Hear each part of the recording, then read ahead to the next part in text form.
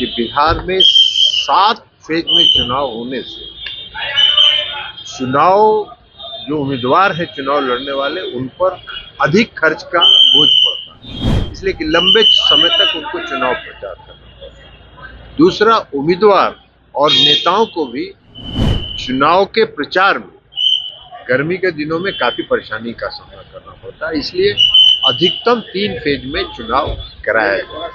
2024 के लोकसभा चुनाव को लेकर भारत निर्वाचन आयोग अपनी तैयारियों में जुट गया है और एक जो विशेष टीम है इस निर्वाचन आयोग की वो बिहार दौरे पर है। 3 दिनों तक ये टीम बिहार में रहेगी और आज जो एक अहम बैठक है वो भारत निर्वाचन आयोग की टीम ने बिहार के मुख्य दलों से की है।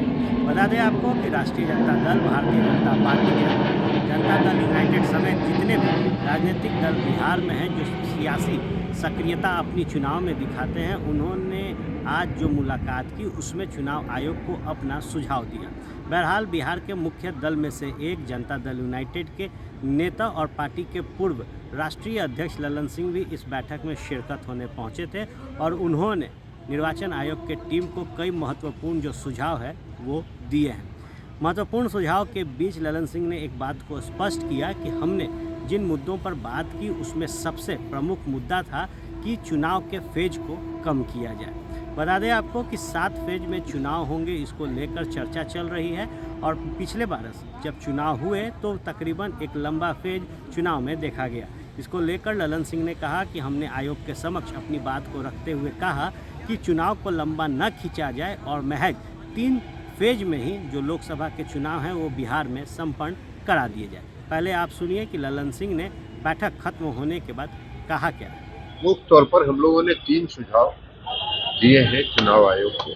पहला सुझाव हम लोगों ने दिया है कि बिहार में 7 फेज में चुनाव होने से चुनाव जो उम्मीदवार है चुनाव लड़ने वाले उन पर अधिक खर्च का बोझ पड़ता है, इसलिए कि लंबे समय तक उनको चुनाव प्रचार करना पड़ता है। दूसरा, उम्मीदवार और नेताओं को भी चुनाव के प्रचार में गर्मी के दिनों में काफी परेशानी का सामना करना पड़ता है, इसलिए अधिकतम 3 फेज में चुनाव कराया गया। दूसरा सुझाव हम लोगों ने दिया है और बाकी फोर्स के बारे में और सब बाकी चीजों के बारे में, लेकिन मुख्य तौर पर हम लोगों ने चुनाव फेज दिया।